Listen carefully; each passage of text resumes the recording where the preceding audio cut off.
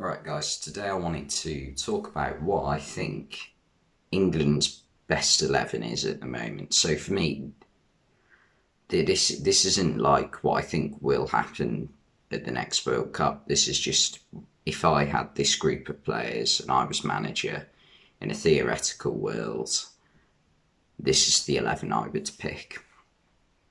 So in goal, I've gone with Aaron Ramsdale because I know Jordan Pickford's been very good for England over the past 4 years now, maybe. But I feel like Pickford doesn't do it for me at club level.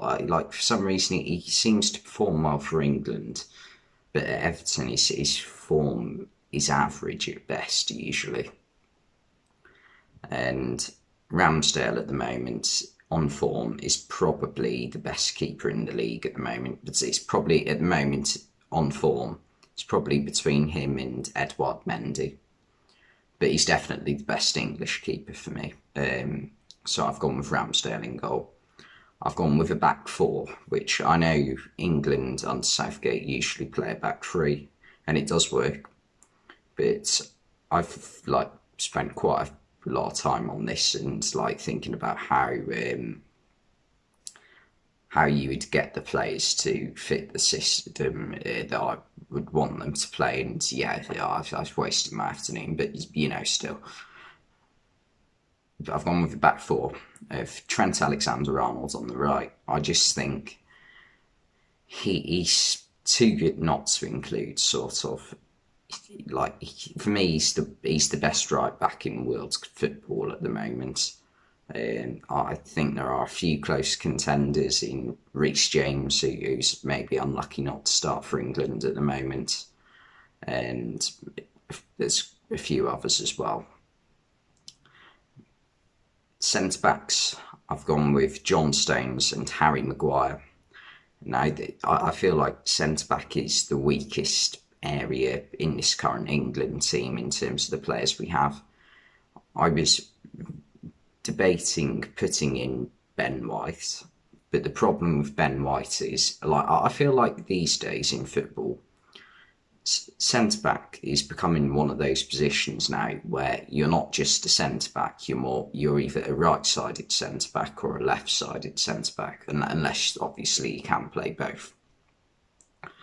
And for example, Harry Maguire, Virgil van Dijk, Ruben Diaz, all very much left-sided centre-backs, even though they're all right-footed. And obviously you can name many players on the right side of centre-back. So I felt like John Stones was the one I would start, my first centre-back that's on the team sheet for me. So I've gone John Stones at right centre-back, and I've gone with Harry Maguire on the left side. It was close between him and Ben White, but I feel like just because Harry Maguire has played for England at so many major tournaments, and also you need experience in defence. I know his form's been crap, but I've put him in. On the left back, again, this wasn't really an easy decision, but in the team that I've decided to play, I feel like Chilwell is too advanced, sort of. Chilwell's better as a left wing back than a left back, I think. So at left back, I've gone with Luke Shaw. Again, his form this season for Manchester United has been fairly poor. But I've gone with him because, again, he's played well for England recently and rarely has a bad game for England. So yeah, I've stuck with him. And also there's not many other candidates outside of them too. And then I've gone for three in midfield. I've gone with Declan Rice sitting. For me, he's probably one of the first names on the team sheet now, Declan Rice. He's a quality player. And in this day and age, I think he is I'm a massive fan of Declan Rice. I think he is a player that is worth spending £100 million on in today's market. whereas I don't think Jack Grealish is. I would sooner pay 100 million for Declan Rice than I would for Jack Grealish in like today. If I did have that amount of money and I was a owner of a top 6 club in the Premier League. The 2 players I've gone beside him, I've gone with Jordan Henderson, because I think the reason I've gone with Jordan Henderson is that with Trent Alexander-Arnold, obviously he's been brilliant for Liverpool over the past, again, probably 4 years now. And I think Alexander-Arnold is at his best when he's got Jordan Henderson playing on that right side of midfield. Because Henderson knows when to go forward. Again, he's got experience and he knows when to drop in and sort of cover that right side a little bit more for when Trent goes forward. And on the left side of midfield, I've gone with Jude Bellingham. Again, like I said with Declan Rice, I think he is a £100 million footballer.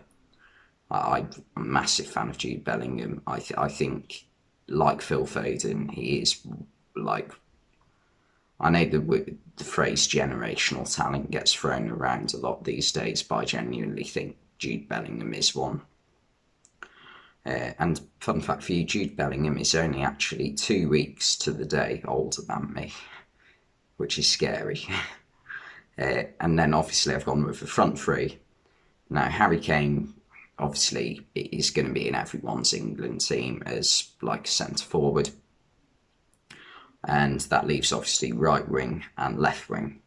Now, there's quite a few options. There's Sancho, Grealish, Rashford, Greenwood, Sterling, Foden, Lingard even. Like, there's so many options in these positions. But on the left, I've gone with Raheem Sterling, because I think Sterling has been, for me, probably England's best player this year. Yeah, I'll go with Raheem Sterling this year. Especially at the Euros, I thought he was brilliant. In that Germany game, he was absolutely amazing, the amount of work he was doing for the team. And on the right, I've gone with Phil Foden, because I think, again, because of how Sterling plays, Sterling is a player who likes to get into the box, can be direct.